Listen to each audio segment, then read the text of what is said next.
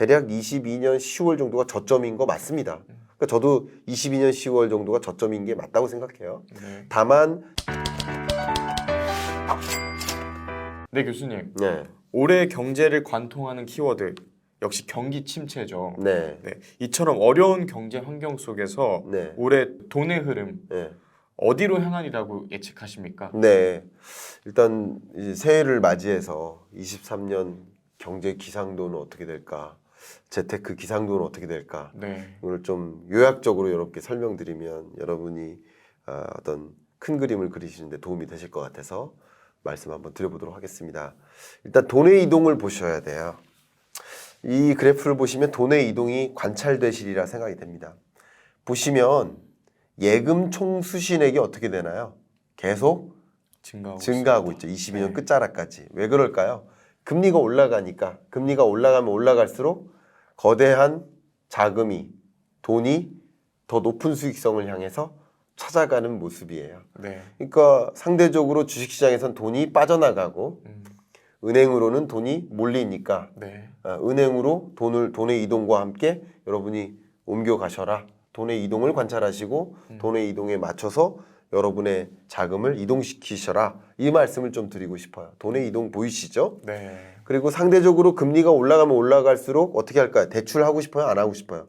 안 하고 싶죠. 보시는 것처럼 예금 취급 기간의 가계대출 규모가 오히려 축소되고 있습니다. 네, 그러니까 여러분들도 이게 레버리징의 시대였다면 왜? 금리가 제로금리에 가깝게 떨어지는 시대. 네, 그때는 레버리징을 일으켜서 대출해서 다른 투자처를 향해서 돈을 옮겨 나간다. 네, 대출 받아서 주식 투자한다. 예를 들어서 네. 대출 받아서 부동산 산다. 네. 그런 시대가 레버리징의 시대였다라고 본다면 보신 것처럼 대출 규모가 줄어드는 이런 시대는 말 그대로의 디레버리징의 시대. 그렇게 판단하면 좋겠죠. 결국 돈의 이동이 이 그래프를 통해서 충분히 확인될 수 있지 않을까 생각이 됩니다. 그런데 역시 이번에 매일경제신문사에서 부동산 시장 전망 그리고 전문가 설문조사 이런 것을 시행했는데 보신 것처럼 저의 전망이 아니라 이 부동산 시장 분야 또 경제 전문가들에게 이제 물어본 이제 설문조사인데 네. 23년 돈의 흐름이 어디로 집중될 것 같냐? 예금의 90% 물론 중복 설문이에요. 아, 그러니까, 네, 그러니까 중복 답안이에요. 네네. 그러니까 90, 30 더해도 벌써 100이 넘잖아요. 네. 100이 넘을 수 있는 것을 이렇게 이해해 주시면 좋겠고요. 보신 것처럼 예금에 많이 쏠린다. 기상도가 이게 맑음 이렇게 해석하면 좋겠고요. 네, 주식시장은 벌써 돈이 두 번째로 쏠린다 이렇게 볼 수 있잖아요. 네. 이 얘기는 벌써 해는 있지만 구름이 좀 껴있다 이렇게 생각하시면 좋겠고요. 부동산 시장 안 좋다 이렇게 볼 수 있는 거죠. 네. 전문가들도 이런 판단을 하고 있다 이렇게 생각하시면 도움이 되겠습니다. 네. 그렇다면 작년 한 해 기준금리를 따라 예금금리도 같이 올랐잖아요. 네. 네. 그래서 이제 예금 가입하시는 분들이 많으셨을 텐데요. 네. 네. 올해도 저축, 예금이 또 좋은 방법이 될까요? 네. 일단 첫 번째 예금의 기상도를 좀 말씀드려야겠죠. 아, 네. 네, 예금 기상도는 맑음입니다. 말씀하셨던 것처럼 네. 예, 보신 것처럼 이 금리를 볼 수 있는데 시중금리가 지속적으로 올랐지 않습니까? 네. 그리고 역시 뭐 가계대출 금리뿐만 아니라 전반적으로 주택담보대출 금리나 소액대출 금리나 일반 신용대출 금리 할 것 없이 전반적으로 올라갔습니다. 자, 그리고 코픽스 추이를 보시면 아시겠지만 물론 오늘 오후에 이 코픽스 오늘 날짜의 발표가 또 이루어집니다. 이게 한 달에 한 번씩 은행연합회에서 발표하는데요. 은행들이 뭐 자금을 조달하는 그런 비용이라고 볼까요? 그 비용에 플러스 알파를 붙여서 이 시중 금리가 결정되잖아요. 네. 보신 것처럼 코픽스 금리가 시중 금리를 전망하는 그 선행 지표라고 볼 수 있는데 이 12월 15일까지 발표됐었고 오늘 또 발표가 됩니다. 이 녹화일 날. 그래서 이게 4.34까지 올랐는데 다 신규 취급액이든 잔액 기준이든 다 올라갔지 않습니까? 네. 그래서 이런 것들이 반영되어서 12월까지 2020년 12월까지 시중금리가 다 올라간 거라고 볼 수 있습니다. 제 생각에는 오늘 오후에 이 코픽스 발표를 하면 조금 떨어질 것으로 보고 있습니다. 많이 떨어지진 않지만 이제 어떻게 보면 이 시중금리가 기준금리에 선행해서 반영되고 있는 모습이라고 해석해 볼 필요가 있을 것 같아요. 네. 떨어지지만 여전히 높은 금리의 시대 이렇게 생각해 보면 좋겠죠. 네. 23년 우리가 만나는 이 시중금리는 정말 말 그대로 높은 금리다. 네. 이렇게 본다면 다른 걸 적극적으로 투자처를 찾지 않고 나 네. 그냥 저축처를 찾아서 저축하겠다. 높은 금리를 제공해주는 그런 저축을 해보겠다. 예적금을 좀 해보겠다 하신다면 특히 안전추구형이라고 하신다면 여러분들이 좀 예금을 말금이라는 그 기상도를 생각하시면서 현금 보유 비중을 좀 늘려나갈 필요가 있지 않을까? 예금을 가지고 그런 생각을 좀 의견을 드립니다. 네. 네, 두 번째 기상도는 이제 주식입니다. 네. 네, 어떻게 보시나요? 예, 말씀드렸듯이 주식시장은 해는 있어요. 근데 구름이 껴있다. 이렇게 해석해 보면 좀 도움이 되겠습니다. 네. 기본적으로 제가 이제 물가를 가지고 먼저 설명을 다시 할게요. 기본적으로 여러분께 물가를 가지고 설명을 드려야 될 것 같아요. 왜냐하면 물가, 금리, 시장. 그 시장 중에 지금은 주식시장. 이걸 설명드리려 하는 거예요. 네. 근데 물가가 빠른 속도로 잡힐 것이냐.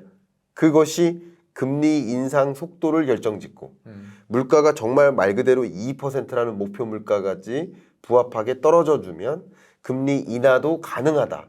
그러면 주식시장에 돈이 몰릴 텐데 네. 지금은 확실치는 않습니다. 말씀드려보면 소비자 물가 상승률이 지난번 6.5%까지 발표가 됐어요. 네. 굉장히 많이 떨어진 건 사실입니다.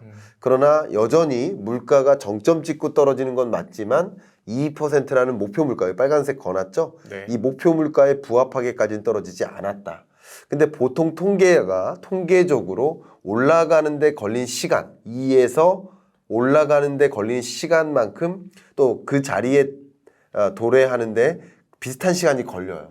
그래서 통계적으로 이게 보통 종 모양, 네. 정규 분포를 그려요. 네. 그래서 그 정규 분포의 특성에 맞게 추계를 제가 해 보니까 통계적으로 이렇게 나옵니다. 그러면 이게 결국 2%에 부합하는 그 물가 상승률에 도래하려면 23년 끝자락이어야 돼요. 그러니까 다른 이변이 없는 한 어떤 이변이 발생해서 물가 상승률이 이 즈음에 2%에 부합하게 떨어져 준다. 그러면은 금리 인하를 할 수도 있지만 지금과 같이 이런 특별한 일이 없이 물가 상승세가 이 정도를 유지한다. 그러니까 미국 페드의 전망도 마찬가지예요. 주요 기관들의 미국 물가 상승률 전망치도 유사합니다. 네. 상반기 약 4-5%, 네. 하반기 약 3-4%.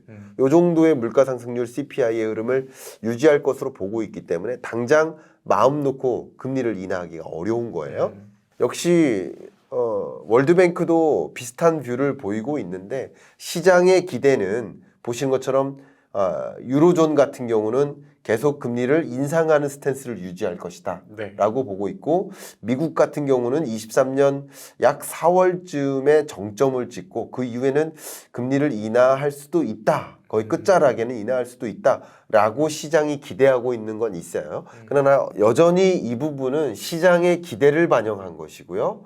파월의 마음 혹은 FOMC 위원들의 마음도 이러하다라는 것은 아니에요. 시장은 금리 인하할 것 같다라는 기대를 이미 많이 갖고 있는 모습이지만 연준 입장에서는 어떻게 보면 이 물가를 정점까지 완전히 2%라는 목표 물가까지 끌어내리지 않은 상태에서 금리 인하를 단행해버리면 또 과도한 심리를 조장할 수 있어서 물가를 영영 못 잡고 놓치게 될 수도 있겠다. 금리를 인하하면 기업들이 또 투자가 진척이 되고 뭐 소비자들도 적극적으로 내구재 소비하고 그러면 또 수요가 폭발하니까 물가를 못 잡는 일이 발생할 수 있는 우려가 있거든요. 네. 그래서 확실히 물가가 잡혔을 때 그때 금리 인하하겠다라는 이 파월의 여러 기자회견이나 말씀들을 좀 참조해 보시면 시장의 기대는 이미 금리 인하론에 무게를 두고 있는데 네. 23년 끝자락에 네. 파월은 그렇지 않다. 이 두 가지 양론을 좀 생각하시면서 주식시장의 흐름을 보시면 좋겠는데 네. 어쨌든 23년 중반 약 4월 요 정도쯤이면 초중반이죠. 이 정도쯤이면 금리의 고점이 있으니까 금리의 고점으로부터 6개월 전이니까 대략 22년 10월 정도가 저점인 거 맞습니다. 그러니까 저도 22년 10월 정도가 저점인 게 맞다고 생각해요. 네. 다만 저점 찍고 반등을 한다 하더라도 반등세가 미약한 박스권에 놓여 있기 때문에 해는 있으나 그러니까 저점은 찍고 반등했으나 구름은 여전히 껴있다. 이렇게 생각을 하시면 좋겠고 정말 이 구름을 뒤집고서 옥석을 가려내서 주식 투자하겠다라는 그런 공격적 투자자라고 한다면 주식 투자 자체를 제가 말리고 싶은 생각은 없습니다. 네. 그러나 기본적으로는 구름이 많이 껴있기 때문에 좀 옥석을 가려내는 그런 투자 의사결정을 단행해야 되지 않을까 기상도를 말씀드려보겠습니다. 네. 네, 이번에는 부동산 시장 기상도를 부탁드리겠습니다. 제가 이 주식시장과 부동산 시장이 엇갈리는 흐름이다라고 말씀을 드리고 싶어요. 왜냐하면 경기 지표의 흐름이 있죠. 경기 사이클 있죠. 이 사이클 한번 설명드리면 보시는 것처럼 이 빨간색이에요. 이게 올라가는 국면, 이제 익스펜션. 그리고 여기서 좀 떨어지죠. 이게 리세션. 그리고 제로 밑으로 떨어져 버리면 그게 뭐예요? 이게 디프레션. 그리고 여기서 다시 제로를 향해 올라가는 구간이 이게 리커버리, 회복 구간이에요. 그리고 제로에서 플러스를 또 다시 가는 게 다시 익스펜션. 그리고 리세션. 이런 게 반복되는 게 경기 사이클이다. 이렇게 보시면 보신 것처럼 주식 채권 같은 경우는 선행합니다. 먼저 떨어지고 먼저 올라요. 이해가시죠? 네. 근데 부동산 시장은 뒤늦게 떨어지고 뒤늦게 올라요. 그러니까 선행 지표와 후행 지표를 경기 사이클과 구분하시면 이해가 가실 것 같고요. 이런 관점에서 경기의 혹은 금리의 고점으로부터 선행해서 주가가 움직이는 것이니까 저점 찍고 반등하는 건 맞다 이렇게 생각합니다. 네. 그러나 부동산 시장 같은 경우는 후행하기 때문에 이 높은 금리의 역습을 받는 그런 시점이 부동산 시장이라고 생각하신다면 부동산 시장은 어쩌면 이 하강 국면, 이 조정 국면이 계속 지속될 것이다 이렇게 보고 있습니다. 보시면 2020년에 금리 가파르게 인하될 때, 빅컷으로 금리 인하될 때 집값이 폭등했었고 21년에 집값이 상승세가 둔화됐었고 그리고 이제 하락 국면으로 이렇게 쭉 가는 거죠. 네. 지금 현재 마이너스 0.5% 하단을 찍었어요. 그리고서 이제 좀 갈짓자 행보를 보이고 있는데 23년 연내에는 이 높은 금리를 부담하고 집을 살 만한 여력이나 구매 의사가 축소되는 국면이기 때문에 부동산 시장의 기상도는 말 그대로 비다. 예, 비가 내리는 기상이다. 이렇게 말씀드리겠습니다. 네. 정부 대책이 나왔지만 네. 또 시장이 당장 이렇게 반응할지도 미지수고요. 네. 또 경기 침체에 또 고금리까지 걱정해야 될 상황인데 네. 네, 부동산 가격 하락세 네. 언제까지 이어질까요? 네, 방금 말씀드렸던 것처럼 23년 끝자락까지는 부동산 매매 가격이 마이너스 상승률 기준으로 계속 떨어지는 구간으로 생각하시면 좋겠고요. 네. 여러분이 미분양 주택 추이를 보시면 좋겠는데 보신 것처럼 2020년에 미분양 주택이 크게 해소됐죠. 이때 네. 집값이 상승했죠. 미분양 주택이 맴돌죠. 네. 이때 상승세가 둔화되죠. 미분양 주택이 급격히 쌓이죠. 네. 쌓이는 속도가 굉장히 가파르죠. 이때 집값이 하락하는 겁니다.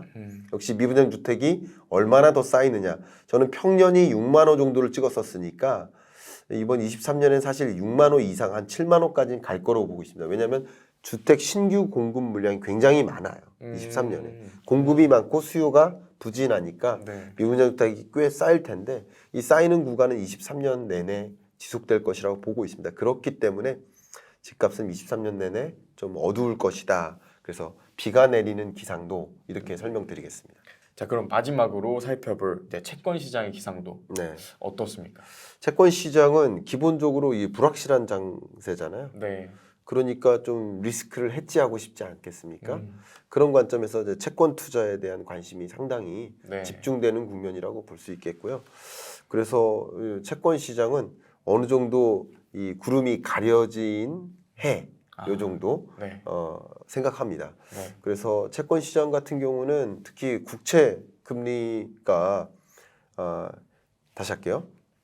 특히 채권 시장 중에서도 국채 시장에 간접 투자하는 방식이 충분히 가능하기 때문에 여러분들이 또 리스크를 해지한다든가 그리고 경기 침체 국면에서 나름의 지키는 투자를 한다든가 이런 관점에서 채권 투자를 좀 적극적으로 단행하는 것은 어떨까 이렇게 네. 의견을 드리겠습니다. 그럼 마지막으로 네. 2023년 올해 이것만큼은 꼭 지켜서 투자해라. 조언해 주신다면요, 교수님. 일단은 제가 기상도를 말씀드린 것처럼 네. 23년의 바깥 날씨를 말씀드린 거예요. 네. 다만 여러분의 그 어떤 날씨를 좋아하는지의 성향에 따라서 나가셔도 되고 안 나가셔도 되는 거예요. 그죠? 네. 맑은 날씨를 좋아하시면 맑은 날씨에 나가시면 되는 거고요. 네. 근데 나는 좀 비 오는 날도 좋다. 좀 추적추적 내리는 비에 나 이렇게 우산 쓰고 나가는 거 좋다. 나 얼굴 타는 거 좀 싫어서 구름 잔뜩 끼는 게 좀 좋다. 네. 사람마다 성향이 다른 거예요. 그럼요. 마찬가지로 기상도를 말씀드렸다면 여러분의 투자 성향을 좀 판단하셨으면 좋겠다. 나는 좀 반드시 지키는 투자를 하고 싶다. 네. 많이 벌고 싶진 않다. 네. 그리고 주식 투자했는데 불안해가지고 하루 종일 그 주가 지표가 궁금해서 일이 손에 안 잡힌다. 우리 PD님도 우리 유튜브 채널 더 열심히 만들어야 되는데 주식 투자 하느라고 그게 신경이 있어서 일이 손에 안 잡힌다. 네. 그러면 과감하게 주식 투자는 추천될 만한 그런 국면은 아니다. 맞습니다. 이렇게 말씀드려요. 2023년의 특징이 그렇습니다. 근데 2022년에는 어떤 성향에 상관없이 주식 투자하지 마셔요라고 조언을 드렸다면 23년은 여러분의 투자 성향 자체가 원래 좀 공격적인 걸 좋아하고 좀 장기 투자 좋아하고 그리고 그냥 주식 투자했을 때 나 신경 안 쓰고 내 일에 내 역량 개발에 나의 업에 집중할 수 있다. 그리고 나는 그런 공격적 투자자다라고 하신다면 좀 해볼 만한 투자 대상이지 않을까. 네. 그렇게 여러분의 투자 성향을 구분하셔서 그래서 저축이든 주식이든 아니면 채권이든 부동산이든 투자하실 수 있지 않을까 생각이 되고요. 그럼에도 불구하고 어떤 성향에 상관없이 부동산 시장은 좀 어렵겠다. 내 집 마련의 시점을 좀 많이 늦추셨으면 좋겠다. 금리 인하나 그 밖에 또 다른 거대한 시그널이 등장하지 않는 한 부동산 시장은 23년 연내 좀 어렵겠다. 이렇게 말씀드리고 뭔가에 달라지는 모멘텀이 생각보다 빨리 찾아온다면 다시 한번 말씀드릴 테니까 네. 지금으로서는 좀 보수적으로 부동산 시장을 좀 접근하시는 게 어떨까 의견 드리겠습니다. 네, 올 한 해도 경제 잘 읽어주시기 부탁드리겠습니다. 네, 예, 네. 저도 감사하고요. 벌써 이제 5만 명 달성했는데요. 남은 10만 명 달성될 때까지 그 공약을 제가 이미 공약 발표했지 않습니까? 공약을 발표한 대로 이행하기 위해서 최선을 다하도록 하겠고 또 우리 PD님께 이 5만 명 달성할 때까지 정말 많이 노력해 주셨거든요. 여러분들이 또 많이 응원해 주시면 어떨까 그런 의견 좀 드리고 마무리하겠습니다. 여러분 이제 설 연휴 끝나시고 새해 복 많이 받으시길 좀 바라겠습니다. 이상입니다. 네.